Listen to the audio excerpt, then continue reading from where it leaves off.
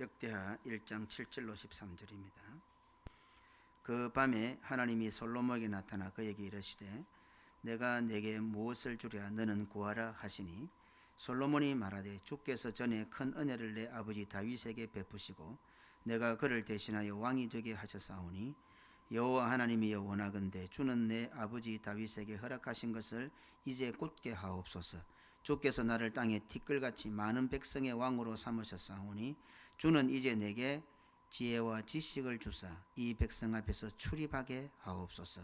이렇게 많은 주의 백성을 누가 능히 재판하리이까 하니 하나님이 솔로몬에게 이르시되 이런 마음이 네게 있어서 부나 재물이나 영광이나 원수의 생명멸하기를 구하지 아니하며 장수도 구하지 아니하고 오직 내가 네게 다스리게 한 내 백성을 재판하기 위하여 지혜와 지식을 구하였으니 그러므로 내가 네게 지혜와 지식을 주고 부와 재물과 영광도 주리니 내 전의 왕들도 이런 일이 없었거니와 내 후에도 이런 일이 없으리라 하시니라.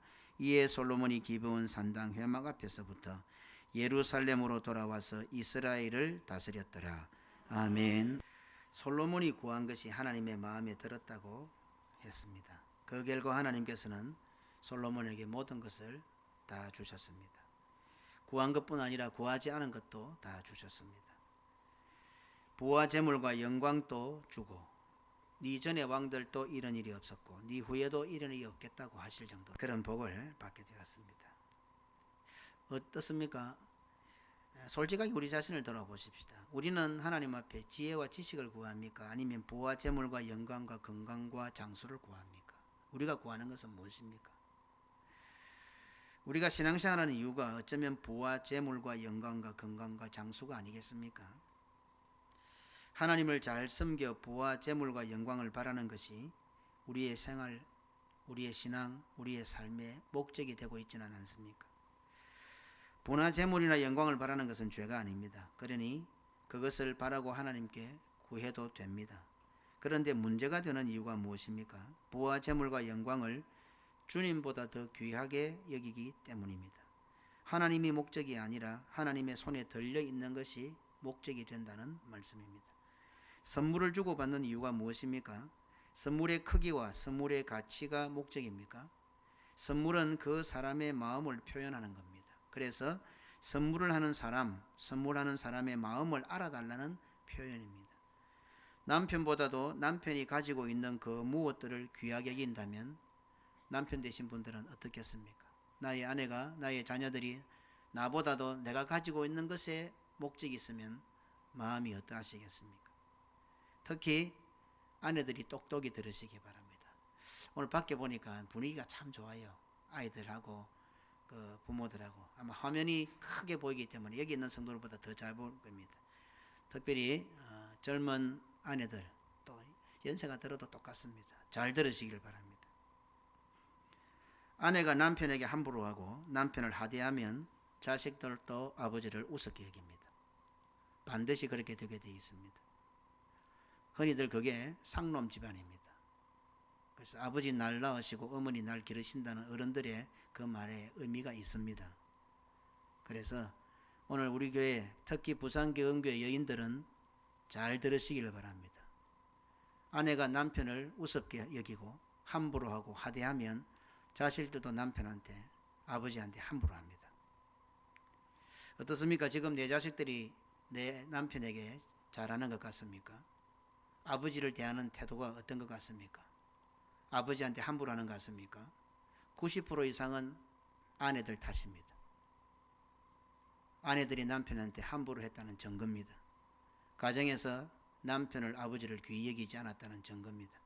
지금 밖에서 예배드리고 있는 우리 젊은 부부들은 똑똑히 기억하시기 바랍니다. 이미 많이 살아버린 우리들은 이제 돌이키기가 어렵지 않습니까? 그래도 노력해야 됩니다. 그게 사람입니다. 짐승은 되는 대로 살지만 사람은 한번 깨달으면 고칠도록 노력하는 게 사람입니다. 노력해야 됩니다. 특히 밖에 있는 젊은 부부들은 잘 알고 혹시라도 지금 내가 남편을 함부로 생각하고 남편을 우습게 여기고 남편의 부족을 지적하고 있다면 회개하고 오늘 집에가 잘못했다고 용서를 비세요. 전부 다. 그런 모습들이 자식들한테 교훈이 됩니다. 자식들한테. 분명히 하나님께서는 남편을 가정의 머리로 세우셨습니다. 우리는 성경대로 해야 됩니다. 그게 성도입니다. 세상의 방법 아닙니다. 말씀대로 해야 됩니다. 물론 남자들은 존경받도록 살아야 되니까 더 힘듭니다. 머저리같이 살지 말고 정신 바짝 차리고 있고 없고의 문제가 아닙니다. 남자답게 살아야죠. 남편답게 살고 아버지답게 살아야지. 그것도 한번 제가 언급을 하겠지만 특히 오늘 여자들에게 아내들에게 드리는 말씀입니다. 내 자식들이 아버지를 우습게 여깁니까? 하나님 앞에 회개하세요. 회개해야 됩니다. 남편 앞에도 용서를 비세요. 그리고 행동을 바꾸세요. 말버릇 바꾸세요. 종 부리듯이 부리지 마세요. 분명히 말씀드렸습니다. 우리 부산개금교회는 규모 있는 여인들이 되어야 됩니다. 왜요? 교회가 예수의 신부이기 때문에 그렇습니다. 잘해야 됩니다. 성경은 이 사실을 너무도 잘 알고 있기에 다음과 같이 우리들을 다짐시킵니다. 에베소서 5장 21로 24절에 아내들이여 자기 남편에게 복종하기를 주께 하듯 하라. 이는 남편이 아내의 머리됨이 그리스도께서 교회의 머리됨과 같음이니 그가 바로 몸의 구주시라. 그러나 교회가 그리스도에게 하듯 아내들도 범사에 자기 남편에게 복종할지니라. 아내가 남편에게 어떻게 해야 하는지에 대해서 성경은 단언하고 있습니다. 복종하기를 주께 하듯 하라. 자기 남편에게 복종할지니라. 그것도 범사에 자기 남편에게 복종하라고 합니다. 물론 우리는 이것을 신앙적으로 또 그리스도와 교회와 연결해서 해석을 할 수 있습니다. 하지만 일단은 말씀대로 우리가 살아보려고 노력해야 됩니다. 그러니 알고 보면요, 말씀은 할 만한 것이 아니라 알고 보면 불가능한 것입니다. 분명히 아시기 바랍니다. 성도의 신앙생활은요, 할 만한 것 아닙니다. 불가능한 것입니다. 그래서 믿음이 필요한 겁니다. 믿음대로 순종했는데 알고 보니까 다 하나님의 은혜더라. 이게 결론입니다. 우리 신앙생활 예수 믿는 것 우리가 못합니다. 불가능합니다. 단 1%에다 가능성도 없습니다. 우리는 못합니다. 그런데 우리는 해냅니다. 그러면 나는 못하는 사람인데 불가능한데 왜 해냅니까? 믿음이 있기 때문입니다. 그 믿음은 뭡니까? 하나님 주신 선물이라 그럽니다. 그래서 우리가 믿고 살아가는 모든 것, 말씀대로 살아가는 것, 성도로서 살아가는 것은 다 하나님의 은혜다. 이게 한마디로 만들어지는, 우리가 말할 수 있는 표현입니다. 성경에 보면요, 이 복종이라는 단어를 서밋하고 서브젝트로 쓰고 있는데, 이는 복종하다, 굴복하다, 항복하다, 감수하다, 굴복하는 겁니다. 굴복. 그리고 항복하는 겁니다. 아내가 남편에게 항복하는 겁니다. 이기려 하는 게 아니고 항상 항복하는 겁니다. 감수하는 겁니다. 내가 잘못 안 했는데 감수하는 겁니다. 내가 억울한데 감수하는 겁니다. 내가 괴로운데 감수하는 겁니다. 지배를 받는다, 종속한다, 이런 뜻이 그 속에 담겨 있습니다. 조선시대도 아니고 이 무슨 회개망측한 표현이란 말입니까?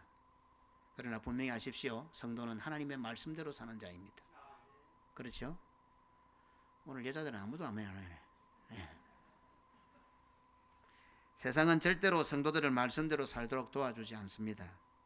세상은 어떤 경우에서도 성도들로 하여금 말씀대로 살지 못하도록 합니다. 그래서 성도는 목숨을 걸고 말씀대로 살아야 하는 사람입니다. 그래서 교회가 정치적으로나 사상, 이념적으로 보수여서가 아니라 세상을 닮아가지 아니려고 목숨을 걸다 보니 마치 교회가 보수처럼 보이는 겁니다. 교회는 보수, 개혁, 보수, 진보의 진영 논리가 있는 곳이 아닙니다. 교회는 세상을 안 닮아가려고 노력하는 겁니다. 그러다 보니 마치 교회가 보수처럼 취급을 받는 겁니다. 성도를 바로 하세요. 교회가 무슨 보수예요? 교회는 말씀대로 사는 곳이죠. 세상하고 역류하는 곳이에요. 세상 닮아가는 곳이 아니란 말이에요. 세상의 법이 통용되는 곳이 교회는 아닙니다. 절대로 아니다 이 말이에요. 한마디로 말하면 자기의 기준, 자기의 법이 통용되는 곳이 아닌 곳이 교회밖에 없습니다. 세상 온 천지는 자기 기준대로 살아갈 수 있습니다. 그러나 교회는 문 열고 들어오면서 계단 밟고 올라오면서부터 자기를 죽여야 되는 것입니다. 교회는요, 나라는 기준이 없는 것입니다. 세상이란 것이 없는 것입니다. 그러다 보니 마치 나타나는 현상이 목사가 보수인 것 같고 교회가 보수인 것처럼 보일 뿐입니다. 아닙니다. 교회는 절대로 세상을 닮아가거나 동경하거나 타협해서도 안 됩니다. 그것은 결국 불신앙과 타락의 길로 나아가게 합니다. 세상 문화나 이념, 사상의 문제가 아닌데도 세상에서 발생하는 모든 것들은 결국 성경과 반대 방향으로 가게 합니다. 성도가 세상의 논리대로 살다 보면 자동적으로 저절로 말씀과 반대되는 자리에 서 있습니다. 이 말은 곧 성도가 자신의 논리대로 자신의 주장대로 살다 보면 저절로 자동적으로 말씀과 반대되는 사람이 되어 있고 교회 안에서 예배의 자리에서 자기가 금송아지가 떡 되어 있다는 사실을 깨닫게 됩니다. 성경은 오늘날 아내가 남편에게 하기 어려운 요구를 하는 것처럼 보입니다. 자, 그렇다면 성경은 남편은 아내에게 어떻게 하라고 말씀하고 있습니까? 에베소서 5장 25절에 남편들아 아내 사랑하기를 그리스도께서 교회를 사랑하시고 그 교회를 위하여 자신을 주심같이 하라. 우리를 위해서 십자가에 달려 죽으심같이 아내를 사랑하라고 했습니다. 어떻습니까? 아내에게만 말 안 되는 요구를 하신 것 같습니까?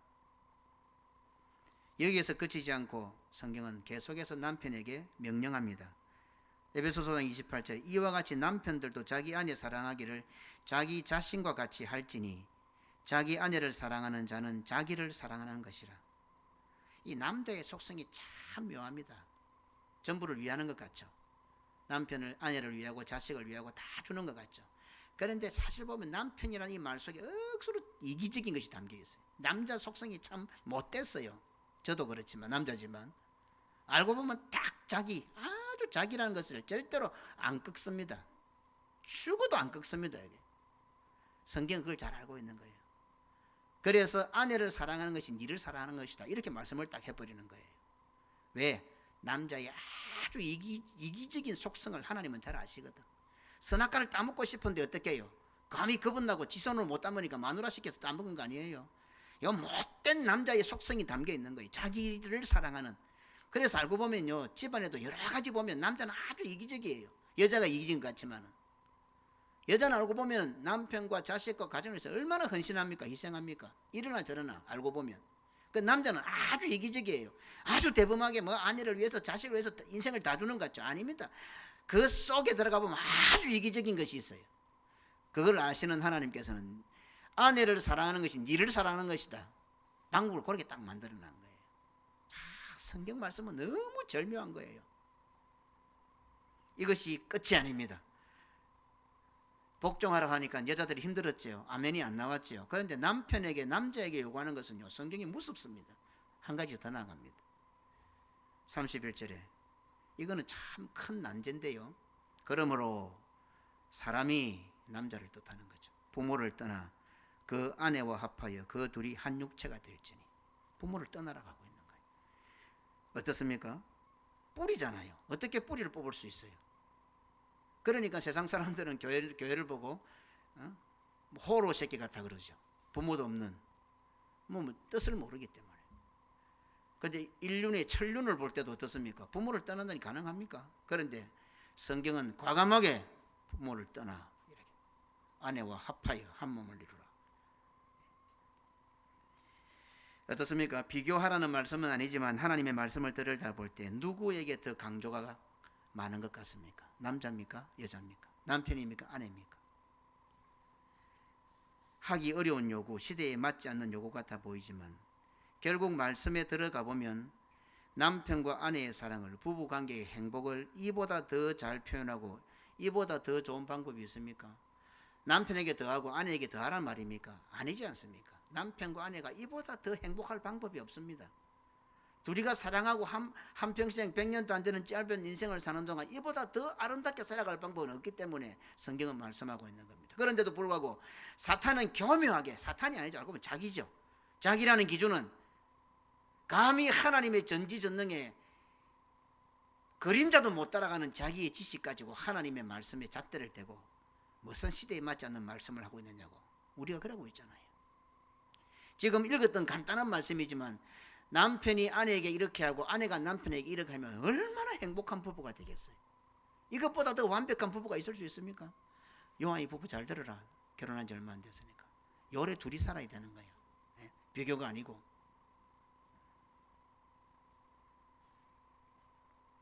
이 말씀은 우리의 신랑 되신 남편 되신 예수 그리스도께서 신부된 아내된 우리를 위하여, 교회를 위하여 이미 실천해 주셨습니다. 신부된 교회는 남편 되신 예수 그리스도를 두고 절대로 세상이라는 다른 남자를 동경하거나 따라가서는 안 됩니다. 그것은 결국 불신앙과 타락의 길로 나아가게 합니다. 오늘 우리는 예수 그리스도의 신부들입니다. 그런데 자꾸 세상에 있는 다른 남편을 쳐다보고 있는 거예요. 다른 남자들을 쳐다보고 있는 거예요. 그게 바로 불신앙이고 타락입니다. 예수님은 끊임없이 호세아 같이, 우리는 고멜 같이 다른 남자를 집 나가서 다른 남자를 수도 없이 따라다니는데 그때마다 예수님은 찾아오셔서 우리를 도로 집으로 데려가시고 또 사랑하시고 또 집 나가 다른 남자 만나고 다른 남자하고 살고 있고, 우리는 그런 여자를 데리고 올 수 있겠습니까? 저는 한 번씩 골프를 치러 가는데 공이 엄동대로 팍 나갈 때가 있어요. 절대로 안 찼습니다. 그래서 하는 말이, 오비난 공하고 집 나간 자는 찾지 마라. 찾아봤자 또 나간다 이러거든요. 네. 이것은 단호한 편이죠. 하나님은 어때요? 우리 주님은 어때요? 끝도 없이 찾아옵니다. 여러분들 오늘도 나가면 오비난 공들 아닙니까? 집 나간 여자들 아닙니까? 전부 다.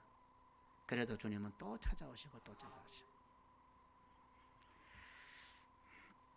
세상 문화나 이념, 사상의 문제가 아닌데도 세상에서 발생하는 모든 것들은 결국 성경과 반대로 가게 하는 겁니다. 여자는 어떻고 남자는 어떻고의 성별 차등의 문제가 아닙니다. 내 남편이 이웃집 남자 같아서야 되겠습니까? 내 아내가 이웃집 여자 같아서야 되겠습니까? 내 자식이, 사랑하는 내 아들과 내 딸이 이웃집 자식 같아서야 되겠냐 이 말입니다. 이것이 비교의 문제고 차등의 문제고 차별의 문제입니까?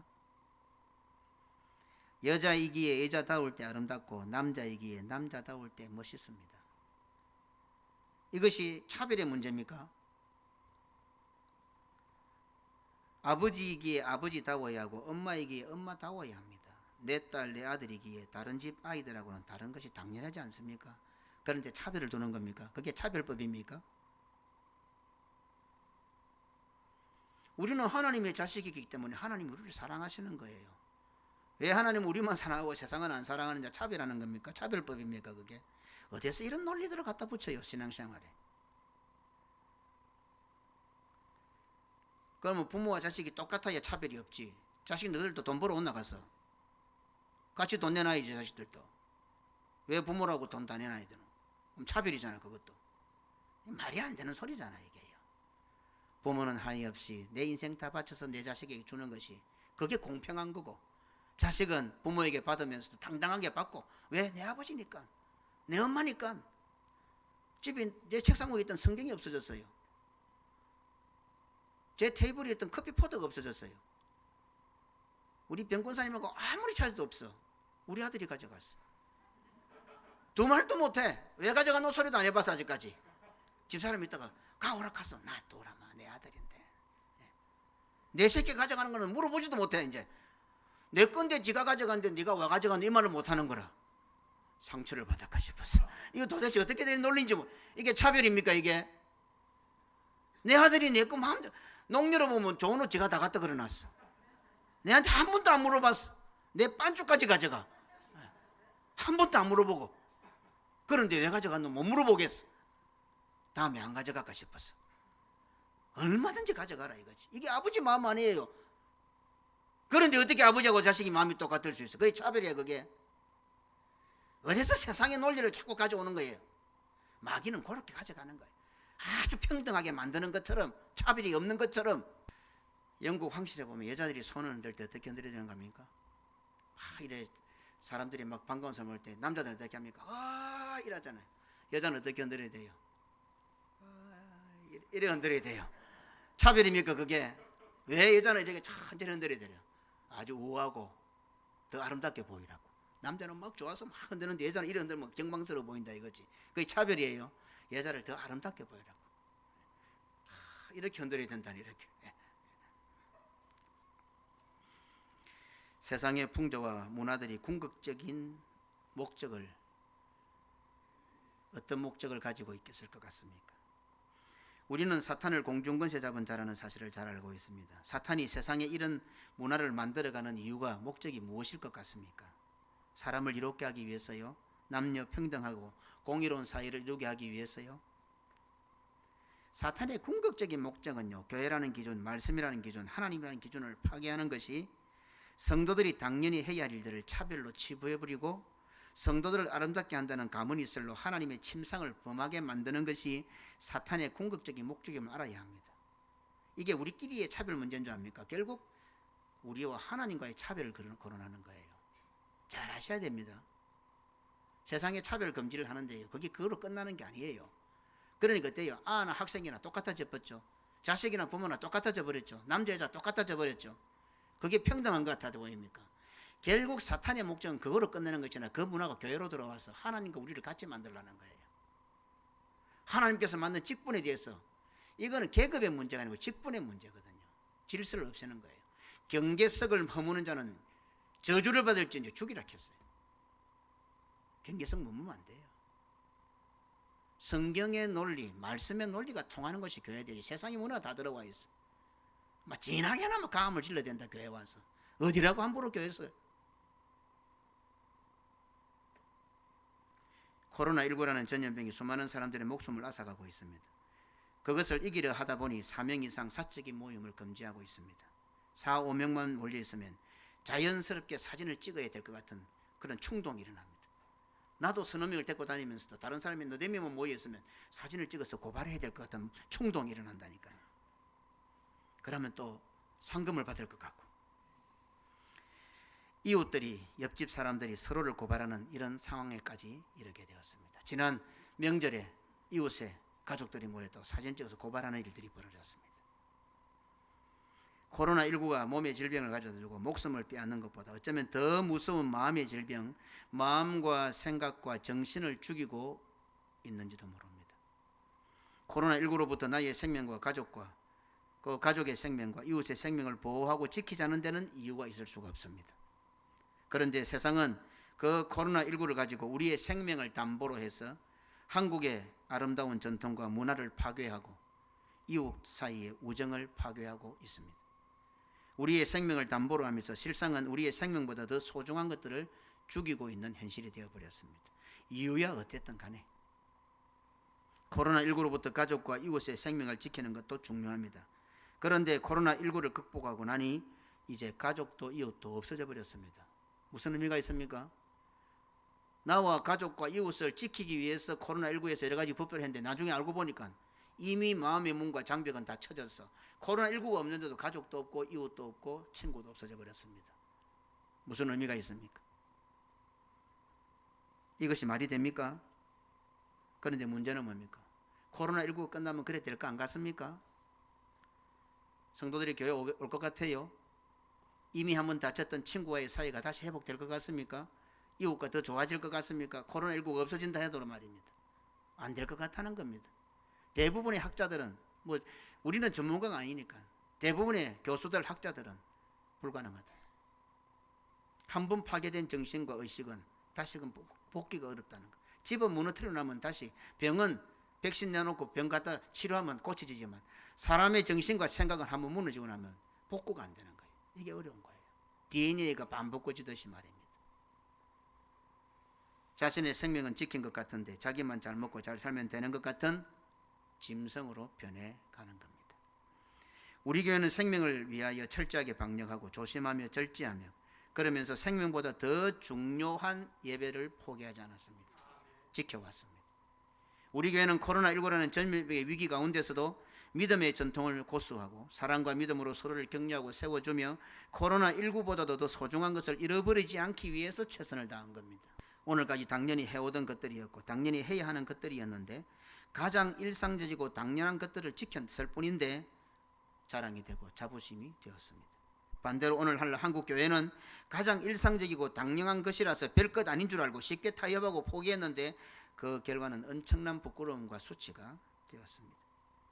코로나19 사태를 지나면서 우리 부산개금교회 성도들에게는 어떤 흔적이 남아 있습니까?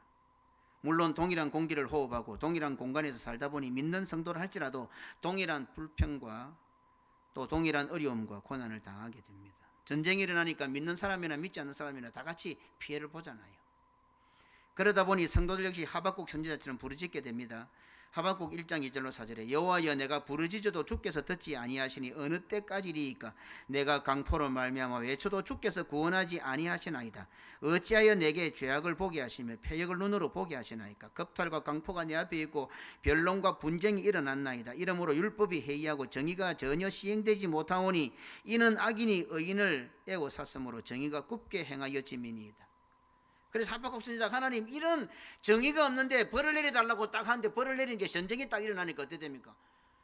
그 불의를 행하던 사람들만 망하는 게 아니라 그 속에는 성도들도 의인들도 같이 피해를 보거든요. 어려워지는 거예요. 망루에 올라가서 하나님을 향하여 데모를 했는데 데모하고 보니까 어떻게 해요? 알았다 그럼 내가 징계할게. 그래서 적군을 보내서 확 첩불하니까 어떻게 해요? 불의한 사람만 당하는 게 아니라 어려운 사람들도 고통을 당하고 죽임을 당하거든. 그러나 결국 믿음의 성도들은 그 모든 불합리와 갈등을 극복하고 다음과 같이 고백을 하게 됩니다.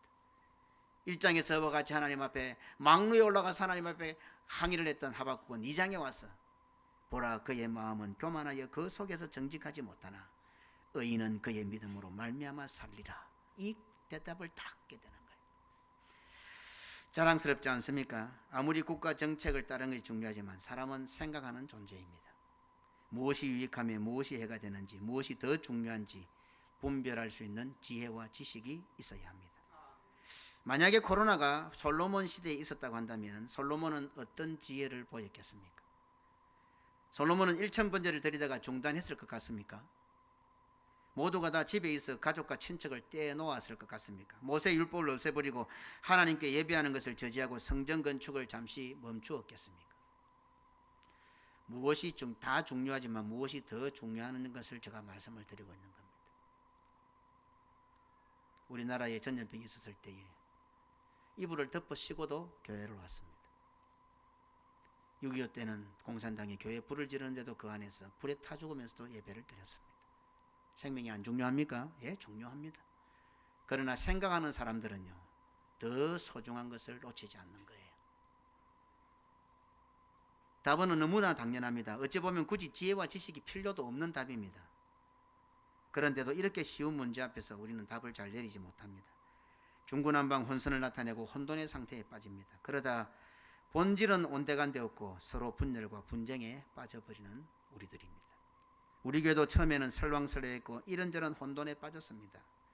하지만 장로님들이 목사의 목회 방침에 따라 일사불란하게 움직여줬고 책임을 지는 본을 보이심으로 모든 성도들이 침착하게 믿음으로 대응했습니다. 이런 시간들이 지난 후 마치 1000번제를 드린 솔로몬을 찾아오셔서 내가 네게 무엇을 주랴 너는 구하라 하신 것처럼 하나님께서도 우리 교회를 향하여 그렇게 말씀해 주셨습니다. 그리고 솔로몬에게 구하지 않았던 것도 주셨던 것처럼 우리 교회에게도 동일하게 구하지 않았던 까지도 우리 하나님께서는 우리들에게 풍성하게 주셨습니다. 이 모든 것은 저나 장로님들이나 우리 성도들이 대단해서가 아니라 믿음이 좋아서가 아니라 우리와 함께 하시는, 우리와 함께 계시는 하나님의 은혜임을 우리가 잘 알고 있습니다. 이것이 이러한 결론이 바로 온전한 1000번제를 드린 자에게 주어지는 은혜요 결과입니다. 너무나 쉬운 장면에서 믿음의 답이 보이지 않는다는 것은 우리에게 참된 지혜와 지식이 없다는 증거입니다. 다른 말로 믿음이 없다는 증거입니다. 1000번제를 드린 솔로몬에게 하나님께서 찾아오셔서 내가 네게 무엇을 주랴 너는 구하라고 하셨을 때에 솔로몬은 열왕기에서는 듣는 마음을 종에게 달라고 했습니다. 그리고 역대하에는 주는 이제 내게 지혜와 지식을 주사라고 말합니다. 그러니 듣는 마음과 지혜와 지식이 같은 선상에 있는 겁니다. 열왕기서에서는 나에게 듣는 마음을 주시옵소서 그렇게 말합니다. 그리고 역대기에서는 어떻게 합니까? 지혜와 지식을 달라고 합니다. 여기에 대해서는 다음 시간에 살펴보도록 하십시다. 예수님께서는 하나님이시면서도 땅이 땅에 떨어지는 핏방울이 되기까지 하나님 아버지의 뜻을 구하셨습니다. 그렇다면 오늘 우리 부산개검교회는 무엇을 구해야 되겠습니까? 나는 지금 무엇을 하나님 앞에 구하고 있습니까? 코로나19라는 전염병이 전 세계적으로 크게 유행하는 팬데믹을 지나면서 우리 교회는 이미 1000번제와 그의 결과에 대한 답을 받았습니다. 이제 2021년 남은 한 해 역시 예배당 건축이라는 1000번제, 300번제를 시행하고 있습니다. 예배당 건축 후에 과연 하나님께서는 나를 찾아오실 것 같습니까?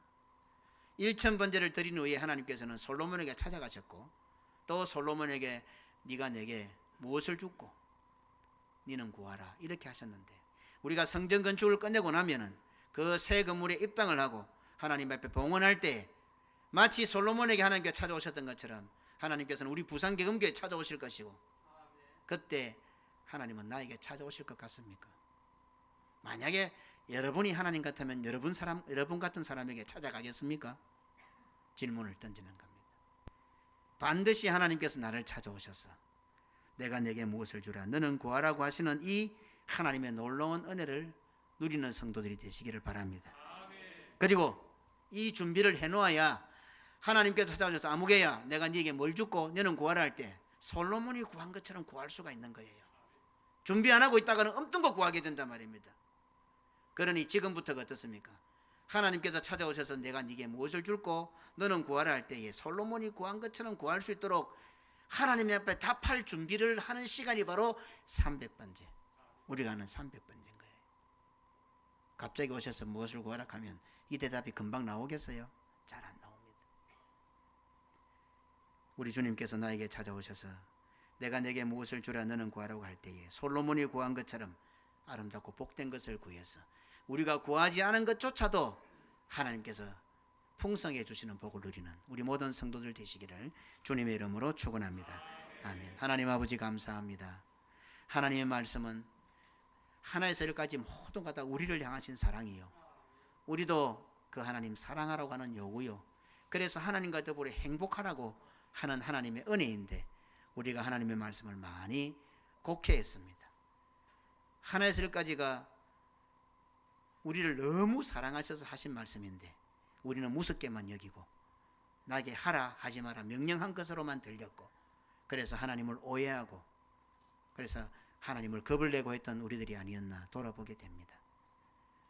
한이 없이 우리를 사랑하시고 수도 없이 집을 나가고 수도 없이 다른 남자들과 살아가는 음탕한 고멜 같은 우리들인데도 언제나 변하지 않는 사랑으로 찾아오셔서 다시 우리의 손목을 이끌고 집으로 인도해 가시고 사랑해 주시는 그 하나님의 사랑을 오늘 또 깨닫게 됩니다.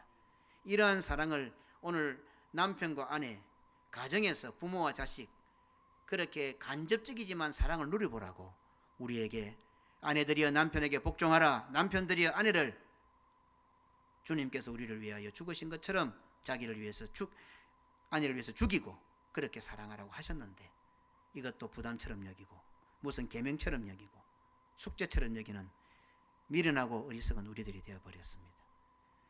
말씀대로 하면 이 땅에서 아무리 세상이 교묘하게 우리를 속이고 우리를 미혹한다 하더라도 말씀대로 살기만 하면 참된 사랑과 참된 행복을 누릴 수 있는데 세상에 있는 저것들이 더 좋은 방법인 것 같아서 귀를 열고 알고 보면 세상의 방법이 아니라 사탄의 방법이 아니라 자기 기준을 가지고 살아가는 우리의 모습들을 봅니다. 하나님 아버지, 우리의 불신앙을 용서하여 주옵소서. 우리의 미람을 용서하시고 우리의 우둔함을 용서하여 주옵소서. 우리에게 지혜와 지식을 주옵소서.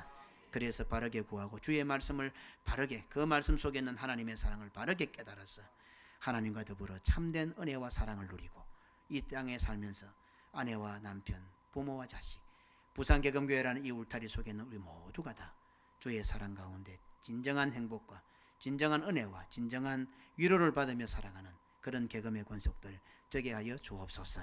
이제 남은 동안 저희들이 성전 건축을 하며 또 솔로몬이 1000번제를 드렸던 것처럼 저희들이 그런 자세로 주님 앞에 나아갑니다.